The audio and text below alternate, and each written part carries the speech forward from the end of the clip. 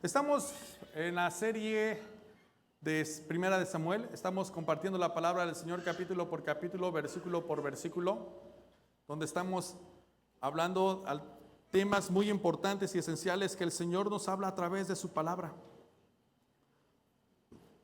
Donde han sido momentos duros, donde han sido momentos de exhortación, han sido momentos de confrontación en nuestra vida espiritual y en nuestra vida emocional, pero también han sido momentos de consuelo, han sido momentos donde hemos visto la soberanía de Dios, donde hemos escuchado el llamado cuando Dios llama al creyente a servir, donde escuchamos también de parte de Dios las instrucciones para dar un mensaje donde a veces es muy difícil poder dar un mensaje donde hay juicio, donde hay pecado. Y Samuel, a su temprana edad, a sus casi 12 años, el Señor le da el primer mensaje y fue un mensaje difícil para uno de los sacerdotes principales dentro de la iglesia. Empezamos en el capítulo 4 el día de hoy. En los primeros 11 versículos estaremos leyendo y que Dios nos dé la sabiduría y que nos hable a través de su palabra. Antes de empezar a leer, yo quisiera hacerle un par de preguntas así como de reflexión, de preparar nuestros corazones. Ya ve que el pastor cuando predica es muy preguntón. Y a veces así como que ese pastor hace muchas preguntas y a veces las preguntas son un poquito incómodas. Pero es para empezar a reflexionar y abrir nuestros corazones porque Dios quiere enseñarnos algo también a través de su palabra. ¿Cuántas de las decisiones que hemos tomado han sido consultadas con una persona de alta confianza? Analice.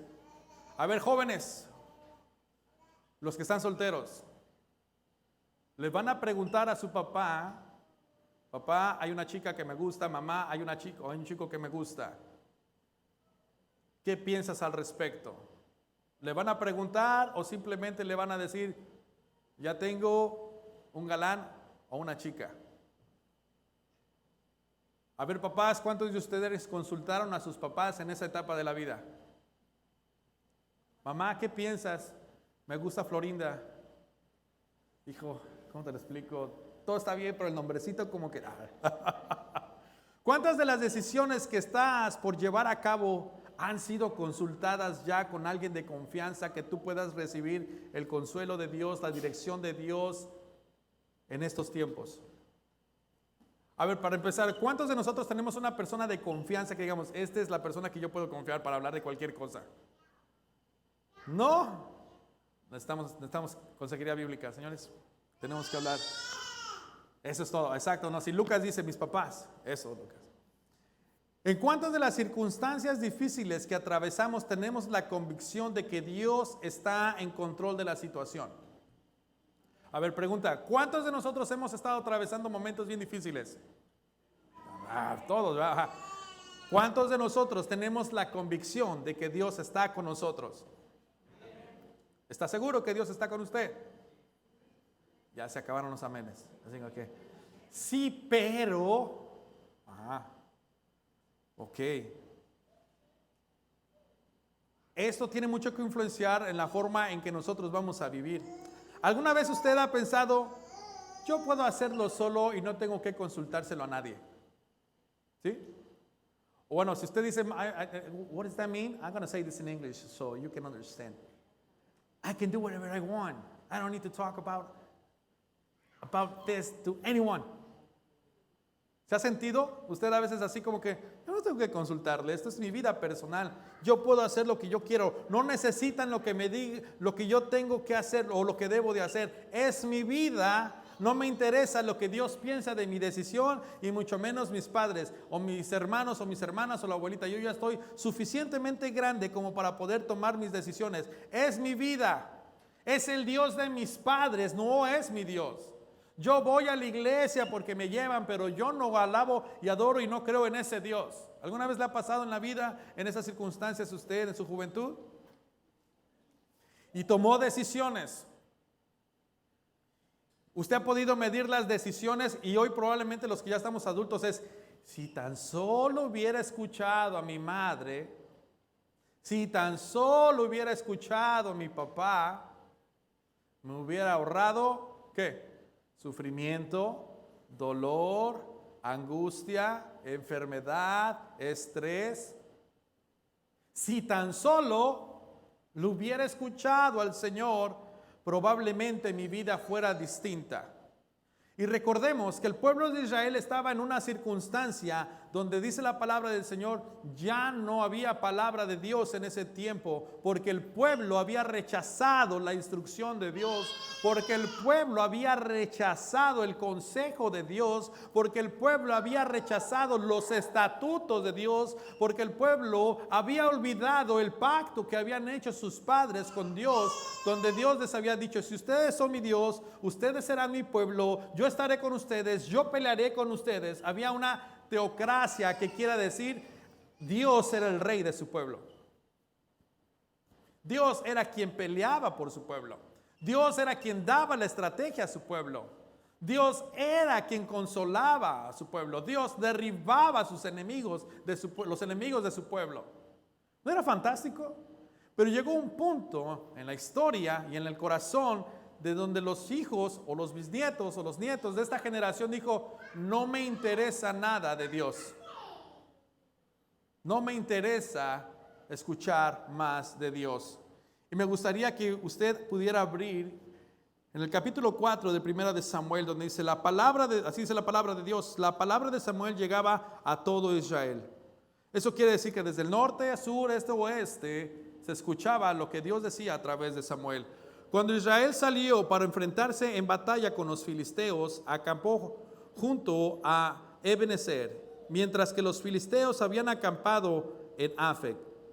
Los filisteos se pusieron en orden de batalla para enfrentarse a Israel, entablando el combate. Israel fue derrotado delante de los filisteos, quienes mataron como a 4,000 hombres en el campo de batalla. Cuando el pueblo volvió al campamento, los ancianos de Israel dijeron, ¿por qué nos ha derrotado hoy el Señor delante de los filisteos? Tomemos con nosotros de Silo el arca del pacto del Señor, para que vaya en medio de nosotros y nos libre del poder de nuestros enemigos. Versículo 4. Y el pueblo envió gente a Silo y trajeron de allí el arca del pacto del Señor de los ejércitos, que está sobre los querubines. Los dos hijos de Elí, Ofni y Finés, estaban allí en el arca del pacto de Dios. Y aconteció, versículo 5, que cuando el arca del pacto del Señor entró al campamento, todo Israel gritó en voz fuerte que la tierra tembló. Al oír los filisteos el ruido del clamor, dijeron, ¿qué significa el ruido de este gran clamor en el campamento de los hebreos? Entonces comprendieron que el arca del Señor había llegado al campamento, y los filisteos tuvieron el temor, pues dijeron, Dios ha venido al campamento. Y añadieron, ¡ay de nosotros! Porque nada como esto ha sucedido antes. ¡Ay de nosotros! ¿Quién nos librará de las manos de estos dioses poderosos? Esos son los dioses que hirieron a los egipcios en el desierto, que con toda clase de plagas. Cobren ánimo y sean hombres, oh filisteos, para que no lleguen a ser esclavos de los hebreos, como ellos han sido esclavos de ustedes. Sean hombres, pues, y peleen. Versículo 10. Los filisteos pelearon, Israel fue derrotado, y cada cual huyó a su tienda. La mortandad fue muy grave, pues de Israel cayeron 30,000 soldados de a pie. El arca de Dios fue capturada, y murieron Ofni y Finés, los dos hijos de Elí. Wow. O sea que si usted le suma primero 4 más 30,000, 34,000, fue una gran derrota para Israel. Fue una derrota muy dolorosa para ellos. Pero ¿quiénes eran los filisteos? Los filisteos eran enemigos de Israel por casi 200 años. Y vinieron a ser sujetados hasta que el rey David los puso en orden y peleó con ellos. 200 años batallando con sus enemigos. ¿Puede usted imaginarse 200 años, batallas, guerras, generaciones, hijos, nietos, bisnietos, tataranietos, por causa de los filisteos? Por causa de pelear con los enemigos, y llegó al punto que cuando el pueblo de Dios se aparta, deja a un lado la presencia de Dios y toma sus propias decisiones, hay consecuencias. La batalla se armó en la zona, dice ahí, me encanta que nos da los datos de Afec, aproximadamente 40 kilómetros al oeste de Silo. Yo quisiera mostrarte esta imagen porque creo que las imágenes nos ayudan muchísimo para poder tener más. No, esa no era. A ver, ahí está. Esta imagen, lo que hoy en día pudiera ser Tel Aviv. Afec y Silo. Silo y Afec hay aproximadamente 20 kilómetros de distancia. Recordemos que Silo era el lugar donde estaba el arca del Señor, el arca del pacto, varios nombres tenía esto. El Silo, que significaba lugar de paz, donde estaba reposando el arca. Fueron por ella, se aventaron sus 20 kilómetros de ida y 20 kilómetros de regreso porque estaban en Afec, donde fue la batalla. Pero algo muy interesante podemos observar ahí. Usted se preguntará, ¿y cómo era esa arca, pastor? A ver si, no sé por qué no me está dando la imagen del arca. Pero bueno, me imagino que ustedes ya han visto algunas imágenes del arca.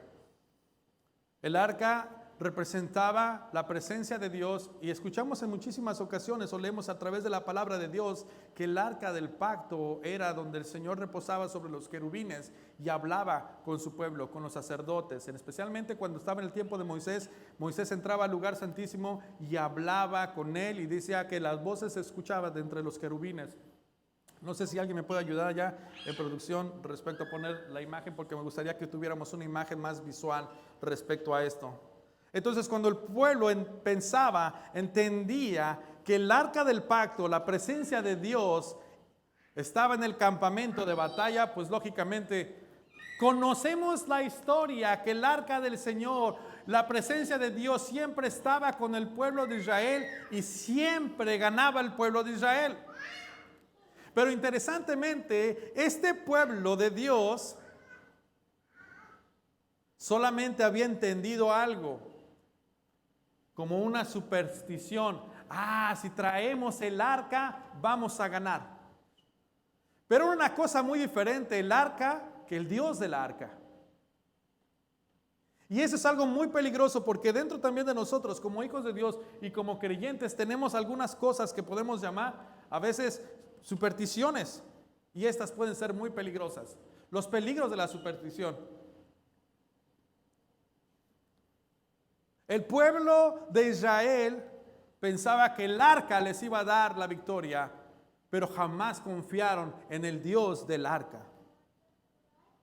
Dos cosas muy interesantes para poder analizar y para poder escudriñar en nuestra vida personal. Una cosa es que tú vengas a la iglesia, una cosa que tú trabajes con cosas materiales y físicas en la iglesia, y otra cosa que trabajes con Dios de la iglesia y que el Señor de la iglesia te conozca a ti y tengas una relación íntima y personal contigo.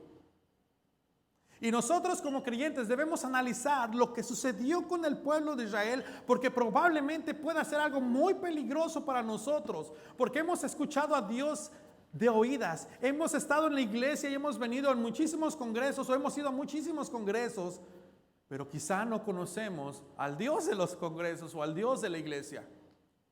Podemos estar haciendo muchísimas cosas, podemos estar tocando música, podemos estar inspirados en haciendo cosas por aquí y por allá para el Señor, pero sin conocer al Señor y escuchar al Dios de todas las cosas. Y como creyentes podemos caer en un peligro de superstición, porque en el día del problema, en el día de la batalla, en el día de la tentación, en el día en que vas a tener que enfrentar las circunstancias adversas a ti, la pregunta es, ¿te vas a valer de las acciones que tú hiciste? ¿O tienes la convicción de que Dios está contigo porque Él te conoce, tú le conoces y le escuchas hablar cada día, en cada momento, en cada instante? Es muy interesante poder observar este contraste que hoy en día la palabra del Señor nos quiere revelar. Tengamos cuidado de la superstición. En muchísimas ocasiones a mí me ha tocado ver personas que traen oraciones especiales en sus carteras, o estampitas o imágenes donde se sienten protegidos. Detente, ¿no? Le sacan la estampita, pensando que eso les va a proteger. O a veces nosotros, en muchísimos cristianos, abrimos la Biblia en el Salmo 91 y la tenemos a un lado de nuestra cama, así porque el Señor me va a proteger y nada, me guarda de todo espanto y de todo temor y de espanto nocturno. Y ahí está la Biblia abierta en el Salmo 91, como si llegara el adversario y lo viera. Ahí está el Salmo 91. No entremos. Si alguien se sabe bien la Biblia y ya es un buen teólogo, es Satanás, porque él utilizó la palabra del Señor para tentar a Cristo mismo. Pero lo interesante es que también nosotros como cristianos hacemos de cosas materiales como algo o unas acciones como para manipular a Dios a nuestro favor, aun sin nosotros conocer a Dios. Podemos conocer mucho de la Biblia, podemos ser buenos teólogos sin conocer a Dios, sin entregarnos a Dios y sin escuchar la voz de Dios en nuestro diario vivir. Es mucho lo que tenemos que aprender de estas historias. Es mucho de lo que podemos aprender en estos versículos. En los primeros versículos del 1 al 4 de Samuel podemos ver algo tan interesante y maravilloso. Volvamos a leerlo porque es buenísimo que podamos analizar, escudriñar. Y si usted quiere marcar su Biblia, márquele. Y si usted necesita una Biblia, pida una Biblia. Y si usted no tiene Biblia en su casa, llévese una Biblia de aquí. La palabra de Samuel llegaba a todo Israel cuando Israel salió para enfrentarse en batalla con los filisteos. Acampó junto a Ebenezer, mientras que los filisteos habían acampado. En efecto, los filisteos se pusieron en orden de batalla para enfrentarse a Israel. Entablado el combate, Israel fue derrotado delante de los filisteos, quienes mataron como 4,000 hombres en el campo de batalla. Una pérdida enorme. Y ese es el peligro. El que piensas que a veces Dios está contigo, por eso decía, ¿de verdad estás seguro y estás convencido que Dios está contigo en tu batalla? ¿Por qué estás convencido? Pues es que usted lo dice todos los domingos, pastor. No, le conoces a este Señor. Escucha su voz, escucha su dirección, escuchas verdaderamente su voluntad, si tienes que ir o no tienes que ir a esa batalla. Y cuando estamos dando lectura a este capítulo, la pregunta es, ¿cuándo es que ellos le preguntaron, Señor, tenemos que ir a esta batalla? ¿Estarás tú con nosotros? O vemos aquí al Señor hablando y diciéndole a Israel, hijos, el pueblo de Israel, no se preocupen, yo les he entregado a sus enemigos y estarán en sus pies por mañana al amanecer, porque así lo hacía en muchísimas ocasiones con Josué, lo hizo con Moisés. Pero en esta ocasión vemos ausente algo, la instrucción de Dios. O que el pueblo se inclinara antes de cualquier decisión, Señor, nuestros enemigos son muchos, ¿qué haremos? Háblanos, dinos qué debemos hacer, Señor, porque nos importa, nos interesa saber cuál es tu voluntad en medio de esta adversidad, donde nuestras vidas están al filo de la muerte de nuestros enemigos que nos amenazan. Cada día que usted y yo nos levantamos, hay una batalla por tu corazón, por tu mente, por tu salvación. ¿Sabías eso? Cada día que nos levantamos, alguien está luchando por tu corazón. Alguien quiere conquistar tus pensamientos. Alguien quiere tomar el trono de tu corazón y controlar las decisiones que tú vas a tomar. La pregunta que te hago hoy en esta hermosa mañana es, ¿quién está ganando esa batalla? ¿Quién está tomando las decisiones? ¿Tú? ¿Porque te piensas que eres muy sabio, muy sabia? ¿O te tomas el tiempo para consultar la voluntad de Dios? Señor, hay ciertas cosas y hay ciertas circunstancias que parecen buenas, pero no me apoyaré en mi propio conocimiento y en mi propia sabiduría. Proverbios capítulo 3, versículos del 3 al 5, ¿no? Fíate de Jehová de todo tu corazón y no te apoyes en tu propia inteligencia.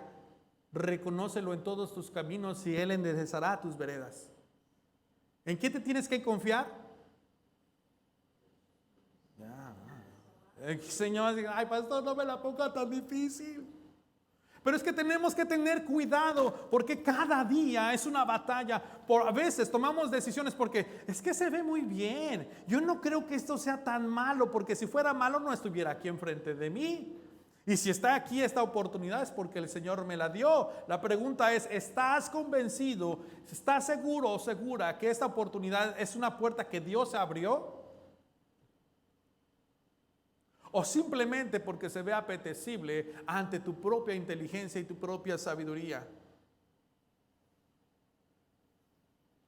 Interesante.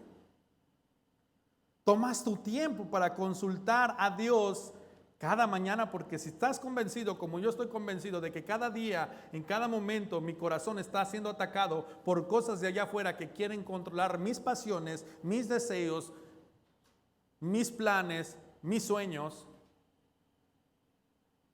Cada día Alex Aguilar batalla con su ego. Cada día Alex Aguilar batalla con su carne. Cada día Alex Aguilar tiene y se aboga por sí mismo, pero es que yo tengo el derecho de. Pero cuando recuerdo que mi vida se quedó a los pies de Cristo, cuando le dije, Señor, quiero vivir para ti, y como decíamos en la canción, ya no vivo yo, Cristo vive en mí, porque el que está en Cristo es nueva criatura. Las viejas, ¿qué? Cosas pasaron y las nuevas, o aquí son hechas todas. Ajá. ¿Es cierto? Ya no vivo yo, de verdad. Y es la pregunta que el Señor a veces nos hace todos los días. ¿Vives tú o vivo yo en ti? Vas un domingo a la iglesia a cantar a un Dios que probablemente no conoces si no tienes una relación con Él. Practicas probablemente el cristianismo por generaciones, pero sin conocer a Cristo. Puedes medir en este momento las decisiones que tú has tomado en la vida, basadas en qué las has tomado, en la dirección de Dios o en tu propia sabiduría. ¿Cuáles han sido tus resultados? Y eso es algo muy, muy triste a veces ver, que decir, híjole, bueno, algunas cosas sí me han ido bien, gracias a Dios tengo un buen trabajo, pero probablemente te costó tu matrimonio. Me ha ido, gracias a Dios, muy bien, sí, pero probablemente te está costando la relación con tus hijos. Puedes observar, puedes detenerte un rato y preguntarte a ti mismo, Señor, las decisiones que he tomado o las futuras decisiones que voy a tomar en este mundo, ¿es tu voluntad que yo vaya hacia esta dirección? ¿Es lo que tú quieres para mí? Porque ya no quiero vivir yo, porque no quiero que me pase lo que pasó el pueblo de Israel, que nunca te consultaron, pero confiaron en el arca y no en el Dios del arca, que habitaba en el arca. Puedes decirle al Señor y puedes quizá manipularlo o quieres controlarlo con tus acciones. Señor, pero si yo voy todos los domingos a la iglesia, ¿por qué esto? Señor, pero si yo te canto, sí, pero no tenemos una relación personal. Las acciones que tú estás mostrando no pueden manipular a Dios y su voluntad en ti. Era hermoso cuando Moisés hablaba con el Señor y Moisés y el Señor hablaban, no vayas, haz esto, haz el otro, detente, vete a la mar y dile que se abra, extiende tu vara. Y así como Moisés, ¿en serio? Pues no me parece lógico que vayas. Como me imagino a Moisés así como que lentamente, porque eso es algo quizá ridículo.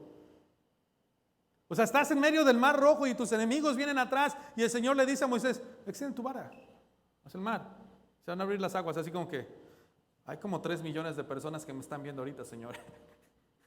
O sea, esa instrucción no tiene sentido. No sé, dime que grite, ¡oh! Un cántico especial, no sé, algo, la danza del venado, no sé, para que se abra. No, solamente extiende tu vara. La instrucción de Dios puede ser muy simple y muy sencilla, pero nuestros pensamientos quizá batalla bastante para entender y comprender en obediencia a la instrucción de Dios en nuestras vidas. Yo me imagino así Moisés, si Moisés hubiera sido como yo, gracias a Dios no lo fue, así como que, extiende tu vara. No tiene sentido, así como que, varón, asegúrate que no me vean porque me siento ridículo haciendo esto. Así como que saca su vara y sí, así como que no viendo, así como pasa, no pasa. Pero no, las instrucciones de Dios eran fantásticas. Dios obraba, Dios honraba su palabra. Hazlo y vas a ver qué va a suceder. El problema que podemos identificar es cuando nosotros rechazamos la palabra de Dios, la instrucción de Dios queda ausente en nuestras vidas y quedamos flotando con nuestra propia sabiduría. Y Proverbios, el Salomón es muy sabio y nos dice, fíate de Jehová de todo tu corazón. Y cuando entendemos la palabra de corazón, creo que ya la hemos observado, ya la hemos estudiado, qué es el corazón. El corazón está compuesto de nuestros pensamientos, de nuestra voluntad, de nuestras emociones y de nuestras acciones. Entonces, cuando la palabra del Señor dice, fíjate de todo tu corazón, que todo lo que tú pienses esté puesto en el Señor. Que todo lo que tú anheles esté puesto en el Señor. Que todas tus emociones sean controladas y gobernadas por el Señor. Que todos tus proyectos de vida sean dirigidos por el Señor. Y que todas tus acciones sean impulsadas por parte del Señor.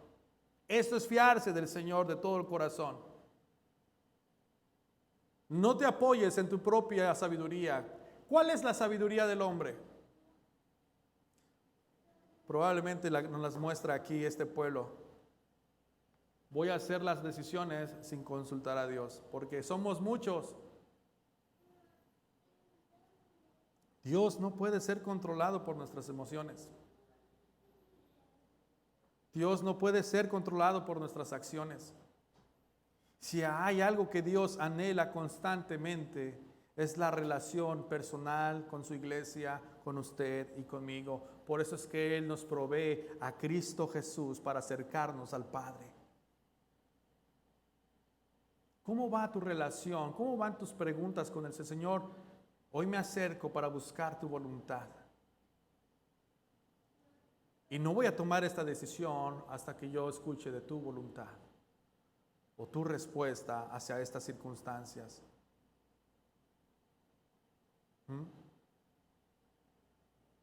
¿Cómo nos va? A ver, preguntas. ¿Cuántos ya tenemos planes para el fin de año? Pastor, apenas estoy sobreviviendo para esta semana, ya el próximo año ya me pone ansioso, ansiosa, ¿verdad? Pero si usted fuera, yo ya tengo la cabeza en acción de gracias. Y ya cuando estoy en acción de gracias ya estoy planificando el 2023. Por eso hay muchos que cuando están conmigo a mi alrededor, pues, pastor, usted me causa ansiedad. ¿Por qué? Usted va muy rápido, cálmese, relájese. Y si es cierto, tienen razón. Tranquilo, pones su plan, pero no lo llevas a cabo, lo oras. Por eso me gusta planificar 3 meses en adelante para decir, Señor, tengo 3 meses que voy a estar orando y pidiéndote tu voluntad para este plan que creo que puede servir y bendecir a la iglesia o bendecir a mi familia. Y hay algunas cosas así como que no, pues no, simplemente no. Parecía muy bueno en papel, pero el Señor dice, no, hijo, no la vas a armar, no estoy ahí en ese plan. En los planes que tú has llevado a cabo, ¿en cuántos Dios ha estado dentro de ellos? Te voy a decir cómo puedes identificar que el plan de Dios que tú estás llevando a cabo, Dios está ahí con él, porque no te está robando tu tiempo con el Señor.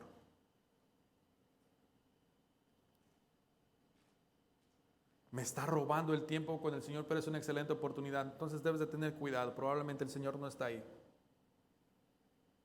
Todo aquello que viene a negociar para ver quién se queda en el trono de tu corazón, si no es Cristo, debes de considerarlo y tener precaución.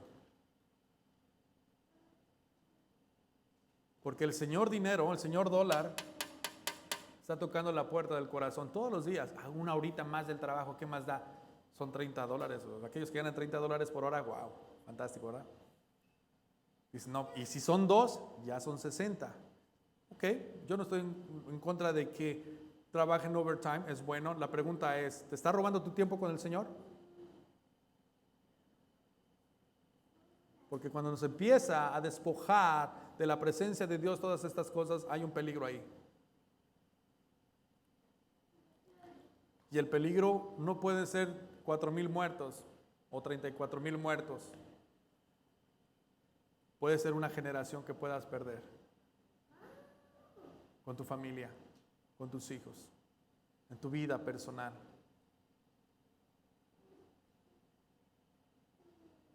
Dios nunca les dijo vayan a pelear. O Dios tampoco les dijo no vayan a pelear. Es más, Dios no dijo nada. Y esto es triste para un pueblo que tenía una historia de que Dios estaba siempre hablando y en comunión con su pueblo. Y es triste hoy en día ver a una iglesia que no quiere saber nada de Dios, pero utiliza la iglesia y las actividades como acciones para manipular a Dios. Es muy triste ver hoy en día en muchísimas ocasiones nuestros corazones desviados hacia un mundo que sabemos que no vamos a estar aquí para siempre. De verdad, ¿usted piensa que va a estar aquí para toda la vida? Pedro dice que somos peregrinos y extranjeros en esta tierra. Pero nos desvivimos porque pensamos que vamos a vivir para siempre aquí. Y la voluntad de Dios y el propósito de Dios para su vida, para la suya y para la mía, ¿dónde queda? En los próximos 2 años de tu vida y de tu existencia, ¿cómo te vas a acercar a Dios? ¿Cómo vas a consultar a Dios? ¿Le vas a consultar? Es que esto es más importante, pastor. Ya después que cruce esta línea, ahora sí, le voy a servir al Señor. ¿No te parece muy parecido cuando el Señor Jesucristo les dijo, vengan, síganme? Señor, espérame, déjame enterrar a mis padres y ya después te sigo. No. Así no funciona. No es que el papá se haya muerto, el papá estaba vivo de este joven. Lo que él estaba tratando de decir es pues deja que se mueran mis papás, no sé cuánto tiempo va a tomar, pero ya cuando se mueran de viejitos, pues ya te sigo, o sea, después.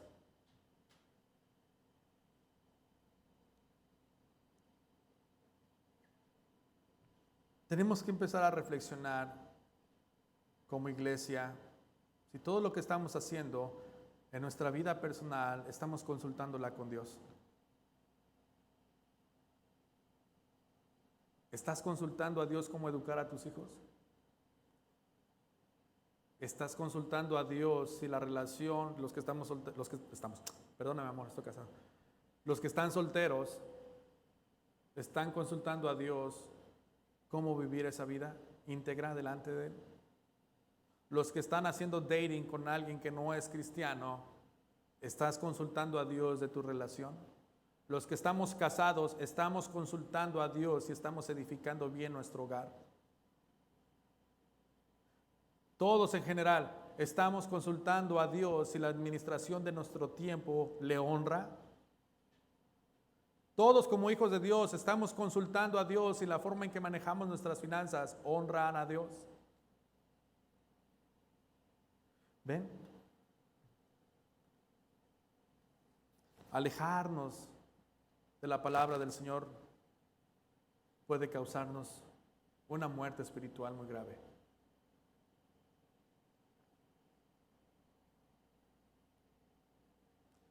Jesucristo, si alguien se enojó mucho en esta tierra, ¿con quién fue? ¿Se recuerdan?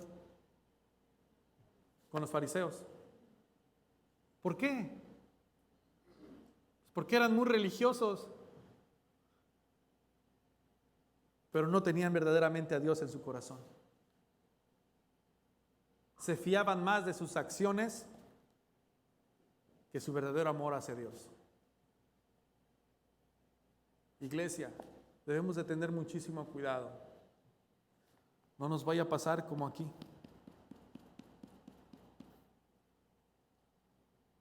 Que podamos experimentar la muerte espiritual, no solamente personal, sino de nuestros hijos.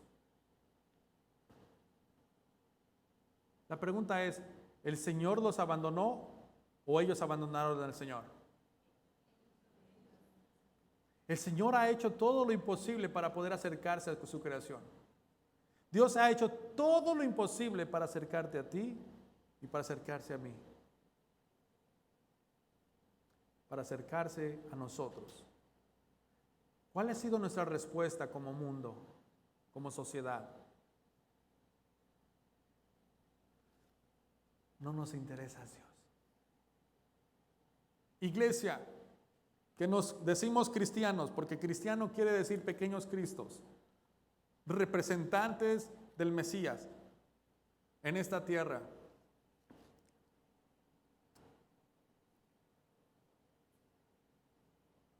¿Consultamos a nuestro Señor en todo lo que hacemos?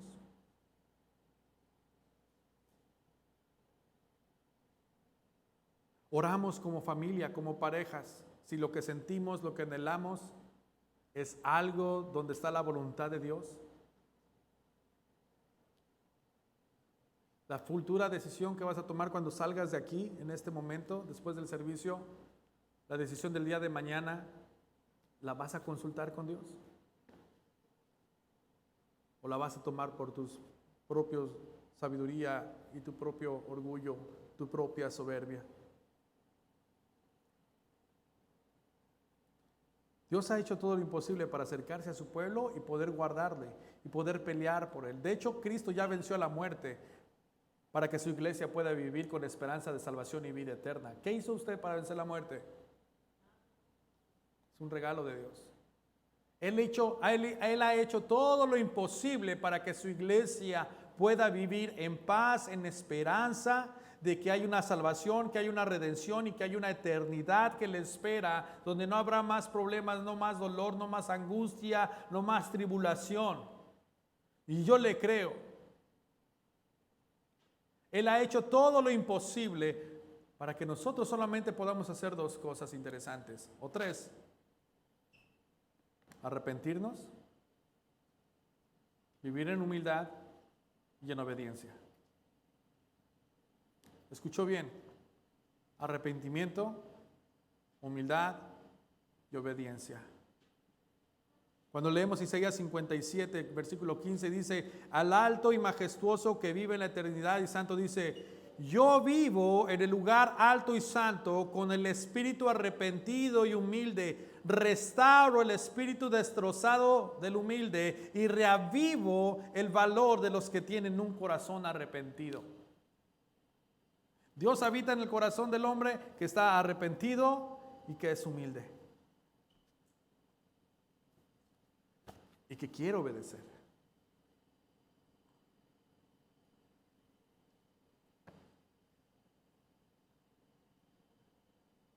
Yo quisiera hacerte una pregunta el día de hoy.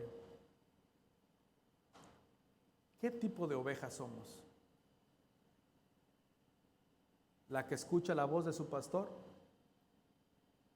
para enfrentar nuestro diario vivir? ¿Somos chivitas brinconas? ¿Ovejas o cabritas? ¿Por qué? Juan 10, 27 al 30 es muy claro. Mis ovejas oyen mi voz, yo las conozco y me siguen, y yo les doy vida eterna y no perecerán jamás. ¿Escucharon eso? Jesucristo diciendo esto: mis ovejas oyen mi voz. Esto me habla de una relación genuina. Eso me habla de una comunicación. Las ovejas conocen la voz del pastor. ¿Ustedes alguna vez han visto a un pastor arreando las ovejas? Pues aquí en la ciudad, bien fresas todos, que borregos, ni qué nada, pastor. Yo del Sears Tower no salgo, no. Willis Tower, no, así se llama ahora. Yo he visto videos y he visto en mis tiempos de juventud, cuando vendíamos por ahí, escuchaba al señor que sacaba sus chivas. Y ahí van las chivitas, ahí van las ovejitas, siguiendo a su pastor. Las conocen, lo conocen. Mis ovejas oyen mi voz, yo las conozco y me siguen. ¿Qué contraste hay entre esto y el pueblo de Israel que perdió la batalla? Enorme contraste, ¿verdad? Te pregunto, ¿es Cristo tu pastor? No me contestes, escúchame. No me contestes porque no te quiero exhibir, solamente escúchalo bien en tu corazón. ¿Es Cristo tu pastor? Si Cristo es tu pastor, entonces tú escuchas su voz y lo conoces. Y cuando hablo conocer, hablo de intimidad con Él. Hablo de compartir tiempo con Él. Hablamos de abrir el corazón en lo secreto. ¿Conoces a Cristo? Creo que el contexto que te acabo de dar cuando te pregunto, ¿conoces a Cristo? Te estoy hablando de, ¿hablas con Él? ¿Conocen sus secretos uno al otro? En los tiempos de los 40, 50 o quizá un poquito antes, en siglos pasados, cuando decía la palabra conocer a tal mujer, hablaban El contexto era muy relación en cuestión de sexualidad o intimidad. Y en el contexto bíblico, en muchísimas ocasiones, cuando la palabra habla de conocer, habla de intimidad. Como ovejas, como hijos de Cristo, como ovejas del Señor, cuando el Señor dice, yo conozco a mis ovejas, Él habla de intimidad. Platicamos, salimos juntos, las llevo al pasto verdes, las pastoreo, las cuido. Salmo 23, unjo su cabeza con aceite. ¿Qué quiere decir unges con la cabeza con el aceite? Es un tratamiento para evitar las garrapatas y los piojos que se les queden acumulados en su cuerpo. El Señor nos cuida. El Señor nos pastorea. Él conoce sus ovejas y las ovejas conocen al pastor y le siguen.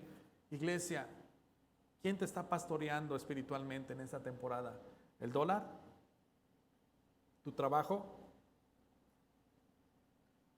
¿Estás enfrentando este mundo con tu propia sabiduría? El Señor te está llamando a una reconciliación. El Señor está viendo tu dolor, tu ansiedad y tu sufrimiento y le duele que tú estés atravesando este mundo solo o sola.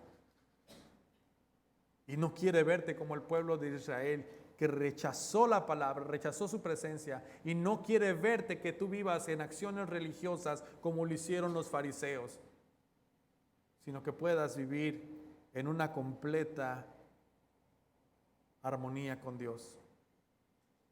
Lo que vemos en Samuel es un pueblo desleal, que no era leal a Dios de sus padres. Y quizá el día de hoy, o el tema de hoy en nuestra predicación, que tengamos un corazón leal a Dios, que le podemos escuchar, que le podamos obedecer. Para poder enfrentar en este mundo, que Él ya venció este mundo, para poder caminar en esta victoria, necesitamos escuchar la instrucción de Dios. Les hago la pregunta dominical, ¿ok? ¿Cuántos quieren vivir en victoria? Nomás 2, 3. Los demás dicen, no, pues, ahí les va otra vez. ¿Cuántos queremos vivir en victoria? ¿Estás dispuesto a escuchar las instrucciones de aquel que venció por ti? Ay, pastor, me la pone complicada. Esa es la realidad de la iglesia. La iglesia quiere victoria, sí, debe de escuchar las instrucciones para caminar en esa victoria. Y las instrucciones vienen del Padre en Cristo Jesús a través de su palabra y la fortaleza de su Espíritu Santo para caminar en justicia y en verdad. ¿Oramos?